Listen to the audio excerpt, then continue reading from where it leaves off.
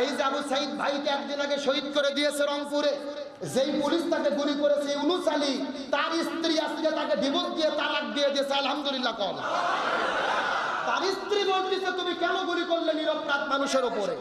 তার মানে আল্লাহ তাআলা শিক্ষা দিচ্ছে ওয়া মাকারু ওয়া মাকারাল্লাহ ওয়াল্লাহু খায়রুল মাকিরিন। তারাও ষড়যন্ত্র করে, আল্লাহর কৌশল অবলম্বন করে। কার কৌশল বিজয়ী হবে? তুমি যে স্ত্রী সন্তানের ভালোর জন্য হুকুম তুমি পালন করে গুলি করেছো, তোমার স্ত্রী তোমাকে ডিভোর্স দিয়েছে, তালাক দিয়েছে, আল্লাহ তাআলা প্রমাণ করলো ওমা আলাকরাদা আন যিকরি ফাইন্না লাহু মাঈশাতান দনকা। যারা কোরআনের বিরুদ্ধে দাঁড়ায়, মাজলুমদের বিরুদ্ধে দাঁড়ায়, এরা কোটি টাকা অর্জন করে লাভ হবে না, এদের পরিবারে আল্লাহ কোনো শান্তি রাখবে না। আজকে আমরা অন্যায় পথে চলতেছেন, ভাই বইয়ের ক্যান্সার হবে, না হলে ছেলের ক্যান্সার হবে, না হলে আপনার মেয়ে 4টে প্রেম করে ছেঁকা খেয়ে সুইসাইড করে মরবে। আল্লাহর কোরআনের